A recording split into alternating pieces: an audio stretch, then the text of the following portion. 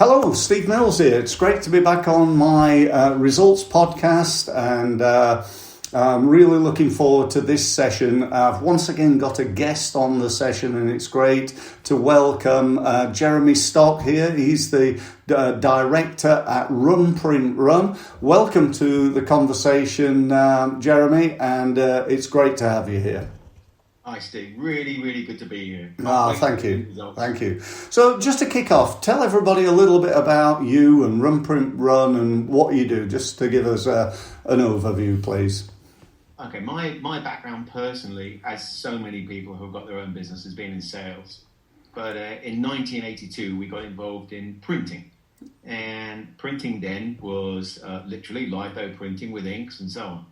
And as it moved on, and this is the difference between us and many of the others, it moved on from litho printing to digital printing, digital printing to online to also promotional product goods. So anything to do with sales, marketing, promotion is what we do. It's taken us a long time to get to where we are now, but we've had every single year since 1982 as being successful and profitable. Fantastic. That's great to hear.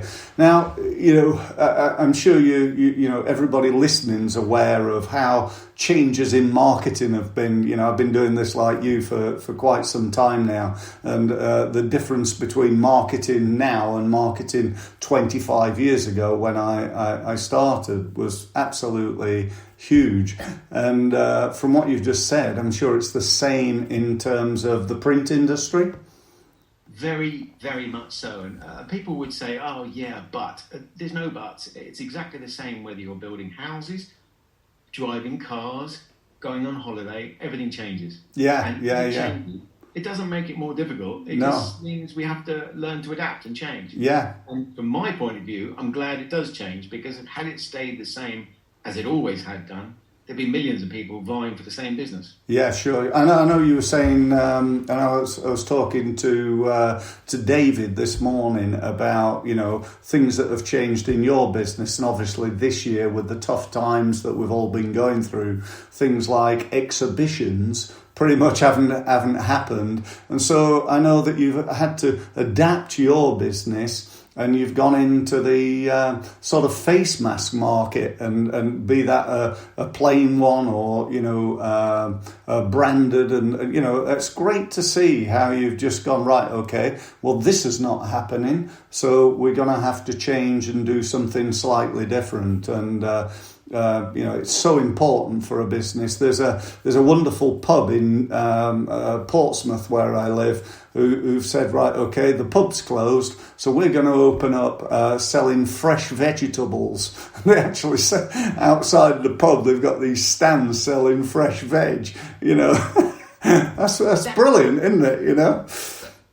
That is phenomenal, because all of us in business, we have to learn to adapt. Yes, as our company has done, we've adapted in a few ways, like the exhibition companies. Some of them are trying to do things online. So we've suggested to some of them, can we do some promotional branded items to send to the people who have signed up?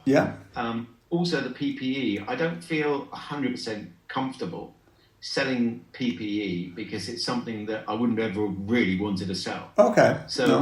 We made a decision early on. We're going to be very, very careful with our pricing, not rip people off. Make sure we supply it fairly, and hopefully we retain those clients later on. So rather than go in and think, right, make a quick killing here out of everybody's misery, you just be somebody who provided it at a reasonable price and not done that, not rip people off. So good for you on that.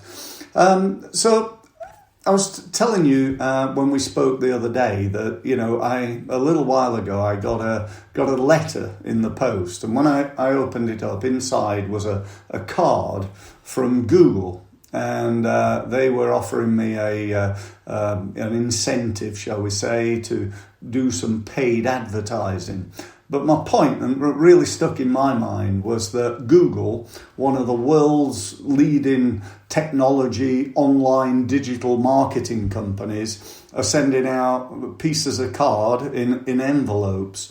And that was really what I wanted to talk to you today about the, not necessarily that there'll be a big revolt and everything's going to go back to paper-based, but how important it is to, to utilise digital marketing, definitely, like, you're doing and we do, but also to think about what businesses are going to do in terms of the, let's just call it the offline marketing, whether that's sending, promotional gifts out, postcards, leaflets, brochures, and all that sort of thing. So what are your thoughts as to, how important that is and what people should be doing? Okay. You would expect me to say, of course. Yeah, oh, yeah, sure, let's cut down a tree. Yeah. Go and spend loads of money on brochures, but there's room in this space for everything. Yes. Like as you were just saying about Google, take Amazon, for instance. Amazon are the second, not the first largest. They're now the second largest company in the world. Second largest company in the world. They do all their marketing and promotions online, yet they're supplying a physical product, which is really quite funny. Now, a lot of Amazons, they're starting to put things in the boxes as well and make sure you've got their adverts. And as I said to you the other day as well, I want to book a holiday to Antigua or whatever for the family. I don't want the agent to turn around and say, I'll tell you what, I'll send you a film, don't bother going. You want to actually go and smell it and feel it. Yeah. And although, again, you'd expect me to say these sorts of things, they do work and they work really well. And how do we know that? We know that by the amount of our clients that keep coming back for more and more. Yeah. You've got it on the button insofar as exhibitions and things and seminars. Those are ideal times to give things away. But specifically now, sending out packs as we are doing for some clients, they're not just PPE packs. We're sending quite a few packs on behalf of clients with face masks and sanitizer gel with their name emblazoned everywhere. Yeah. But they're now moving on. Now here we are in January, and they're thinking, right, people will come back from their breaks soon, from their furlough soon, from when it comes along, which will be in hopefully 6 weeks' time, people will start coming back to work. And we can give them a present of a box, all branded with the client's branding, and inside lots of different giveaways from sweeties to face masks to bath gels. Those are things that really work and stick in people's mind. Yeah, absolutely. I was talking to a guy the other day, a guy called Angus, who's pretty much a LinkedIn expert, a little bit like, I sometimes considered a LinkedIn expert myself, and although I hate the term expert, somebody once told me X means you're a has-been and a spurt is a drip under pressure. So I try not to be one of those. But, he's got a considerable reputation and knowledge of LinkedIn. And he was saying that I said, so what's your number one strategy for winning business on LinkedIn? And he said, well, without a doubt, my number one thing that I do is I send them a postcard. So on the front is like a picture of a jigsaw with like LinkedIn being the missing part, and on the back is saying, if LinkedIn's the missing part of your marketing, click here, or I'm not sure it can't be click here because it's on paper. Fill your details in here and return this card and we can book a meeting. And he reckoned that he gets a 70% return on that particular postcard that he sends out. Sends them out to new people. When he connects to a new person on LinkedIn, he sends them the postcard and 7 out of 10 respond. Now that's phenomenal, isn't it? Well, you know what I'll be doing tomorrow. Yeah, I know. Yeah. Well, do you know what? I'm actually setting this up. I thought to myself, I cannot be told that and not do it. And I think I told you a little while ago, we're going to come to you and get the printing done. We just got to get the words sorted to start with. I must say, though, that there is a place for all these things. Yeah. We've discovered that we can't go out to restaurants at the moment. So we're making food at home. And maybe we're getting some takeaway.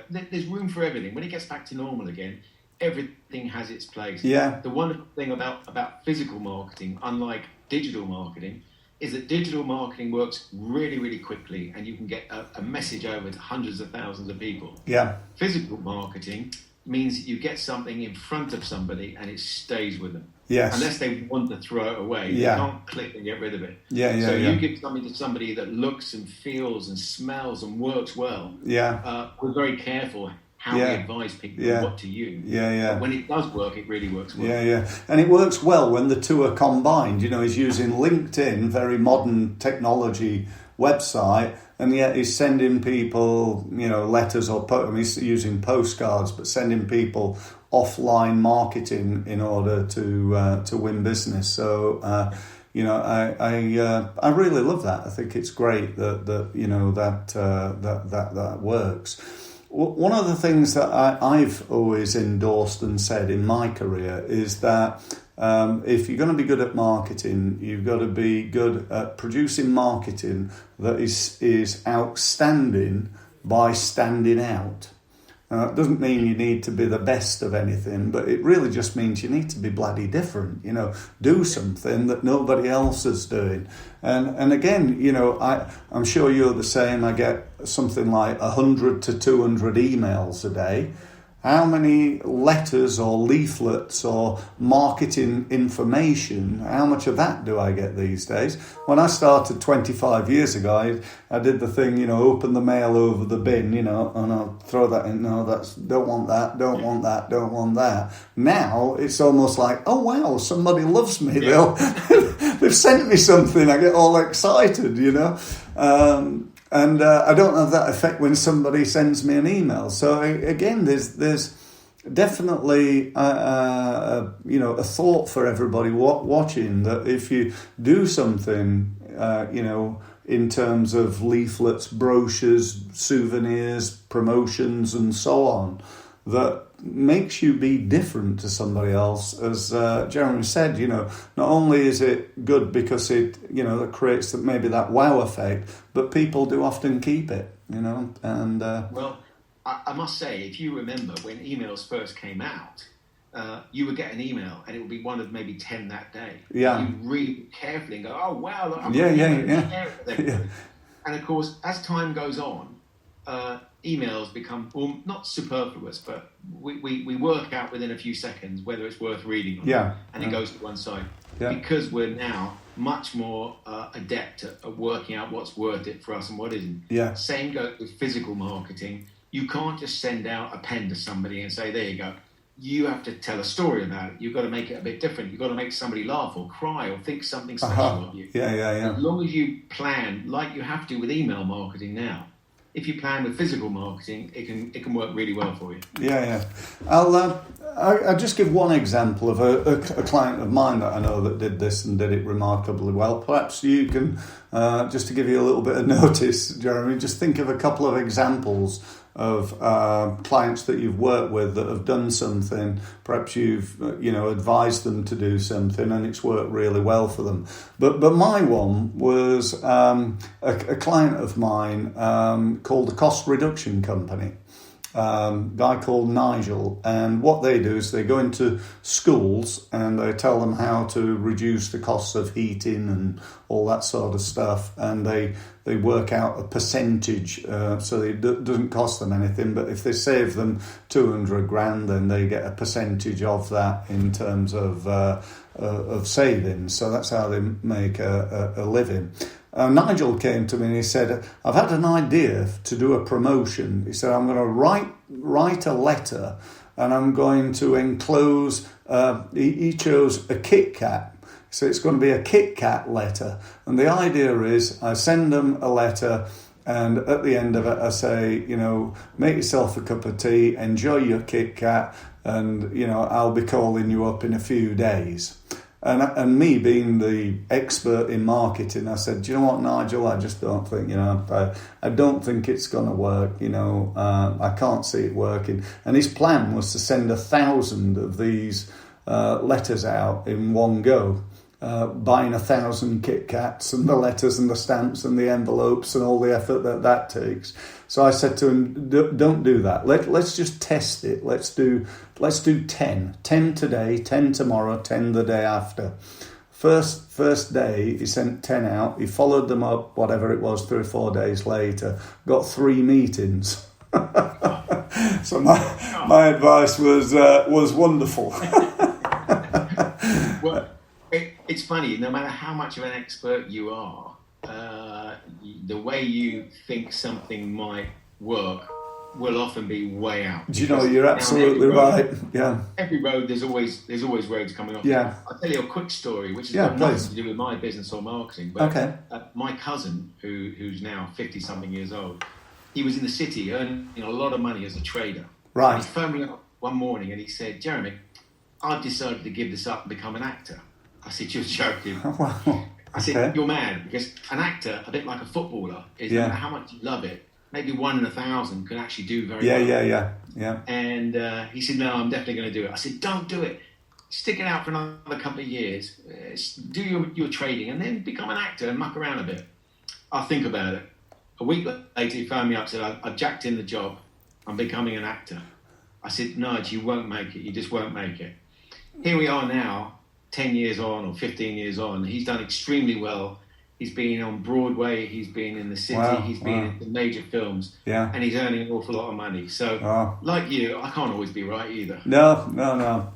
There's no such thing as anybody that can, I don't think. I think one of the keys to marketing success, and I know we spoke about this, is the measurement of it. And the three most important words in marketing are testing, testing, and testing. You know, you can try stuff, and as long as you're not betting the ranch, then you know, when it works, you can just crank it up, just do more of it. I had a client call me the other day and said they're spending $2,000 a month on Facebook advertising. I said, what results are you getting? He said, well, we're winning about £18,000 every time we spend $2,000. What do you think we should do? I said, I'd spend $4,000 if I was you, and then $8,000, and then 16,000. You know, it's like the plain bloody obvious idea. But he went, oh yeah. I think you think we should up our budget? I said, well, I would. Why wouldn't you want to, put 4,000 quid into this machine called Facebook and get 36,000 out? You know, so I would have advised him to give me some shares in the business. Yeah, I think I should have done. Yeah, I should have charged him a lot of money for that amazing advice, don't you think? I have got one example of something a bit different that worked very well. Okay, that'd be good. One of our clients is Eurotunnel. Lovely people, great to deal with. But of course, like any big successful company, they're always very careful how they buy. Yeah. And one of the marketing team said to me, we need something for the kids when they go in the cars and they've got themselves an hour of boredom in the back of the car. Yeah. And we've done quite a few items for them, but we weren't quite sure whether we should suggest or whether they're going to suggest. And I said to them, how about we make a puzzle of some sort of one of your Eurotunnel trains. Okay. They said, what sort? I said, well, if it's a simple, straightforward puzzle, it's basically 2-dimensional. Why don't we make a 3-dimensional one where we can have it printed, die cut out, and they can cut and fold it and make it into a proper train? Yeah. And they weren't quite sure, and they said, okay, well, look, let's try. We'll try for 500. And I said, look, with all due respect, the difference between 500 and 1,000 is that much. I'm not trying to sell up. Mm-hmm. I'm trying to make it look far better value for money.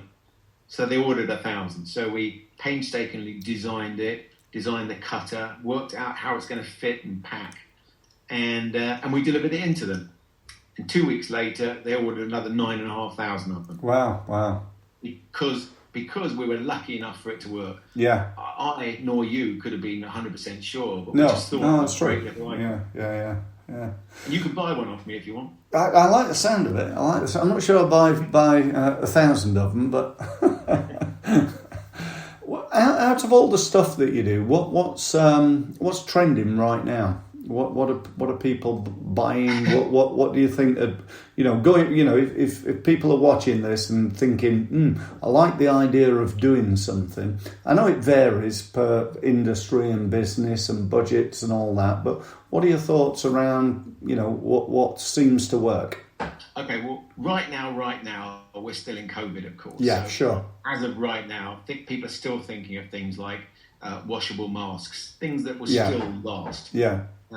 We're trying to encourage people, and it is working very well, that we want people to know that hopefully 6, 8, 10 weeks' time, we'll all start coming back to work and people will be madly thinking of how they will get their company in front of other companies. Yes. Whether it be digital or whether it be phone calls or whatever.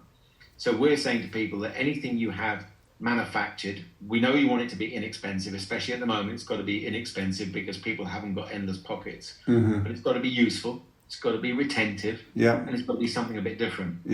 So anything eco-friendly is big news at the moment. Right. We're encouraging our clients as well by saying to them we are making less money. Our margins are smaller on eco-friendly items. But we're happy to do that because we want to encourage you to use eco-friendly. Okay, I hate the idea of supplying plastic this and plastic that, knowing that it's going to be in some turtle's nose or something. Yeah. So we're very careful. So anything to do with eco-friendly, anything to do with branding long-term, the things that are selling quite well at the moment are things like kits made up for picnics. Okay. Will be something that people do. Eco-friendly items of wood, cotton, and so on.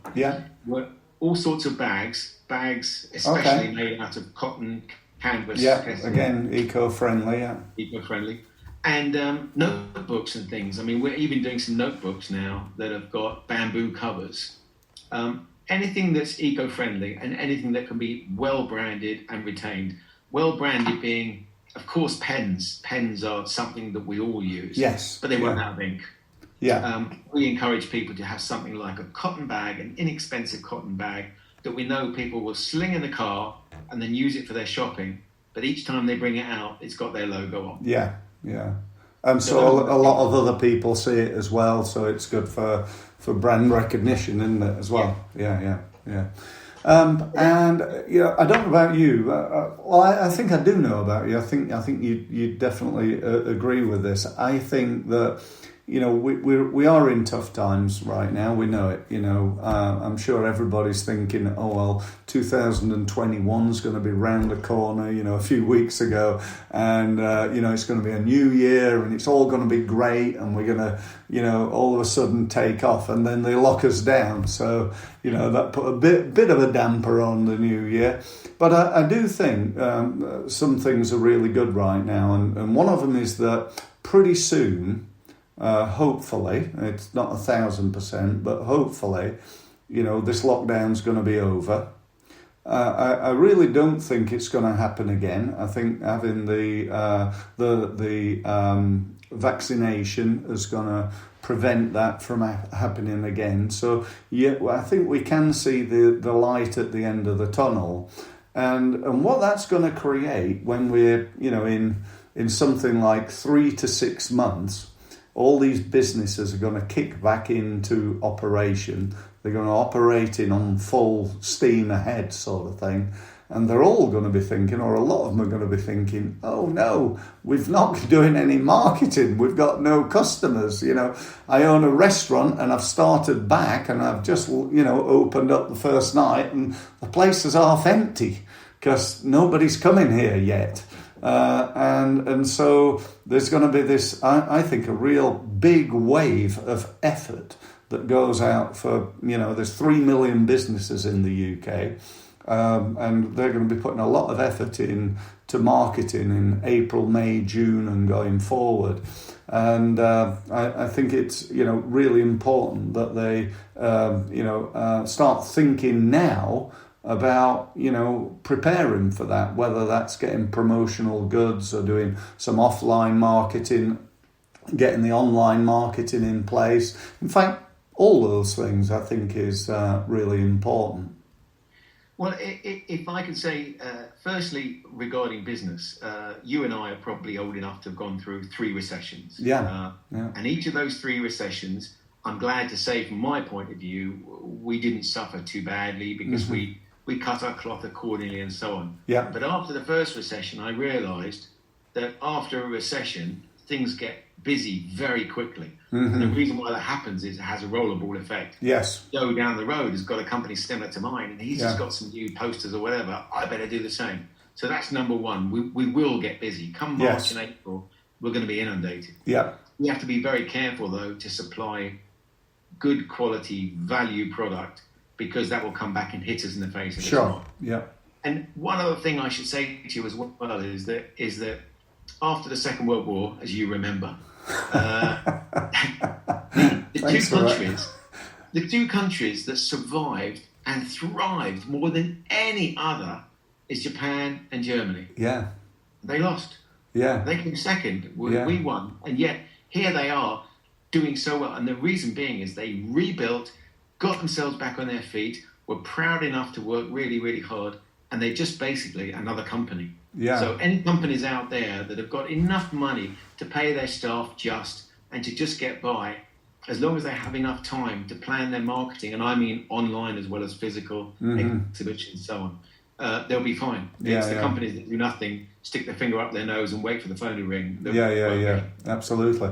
You know, and the good thing, if there is a good thing about the situation we're in now, the good thing from a business point of view is that because lots of businesses are quiet and some are actually closed, now is a great time to do some thinking about the business and what I'm going to do and what I'm going to try to achieve, to do some planning for the way forward and what we're going to achieve over this year, and perhaps even some training to help you to become better. Because one way of becoming a better business is to become better yourself and learn new skills that perhaps you haven't got.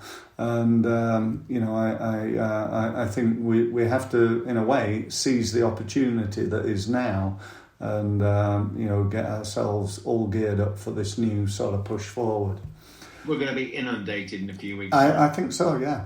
I won't be able to phone you and I'll get through to your second in command. Yes. Yeah. So we're sort of coming towards the end of the meeting or the interview today, Jeremy. Thank you ever so much for your time. If people want to get hold of you and they want some promotional merchandise, some help with printing and so on, what's the best thing for them to do? Well, firstly, very simply, the name of the company is Run Print Run. So it's www.runprintrun.co.uk. By all means, go onto the website, find out who we are, do have a chat with us, because I'm a great believer in people buy from people. And that although you can get a pen, a USB or a baseball cap printed anywhere and supplied by anybody, we'll try and advise you the right way to do it and the right quantity to buy. And do have a look at the website. Our website, like everybody else's website, is always being modernised. There's always work being done to it. Yeah. But the bare essentials are there, and those bare essentials should show what we're like. We're fun to work with. We're all a bunch of workaholics. Yes, we want to make money out of you, but I want you to be able to make money out of your clients, and it goes on down the line. There's just one poor person in the very, very end of the line that's paying for it all, but that's not you or me. So I just need a phone call or an email or look at our website, and I'll do everything I can to try and impress you and make things work for you. Fantastic. Okay, so we'll finish for now then. Thank you ever so much, Jeremy, for being here. Thanks for your time. Thanks everybody for listening on my podcast or watching on YouTube. If anybody wants to know anything further from me, go to steve-mills.com. There you can book a free, no obligation meeting so we can have a conversation about your business and how we might be able to help you. So other than that, thanks ever so much, and look forward to speaking to you again soon. Thank you.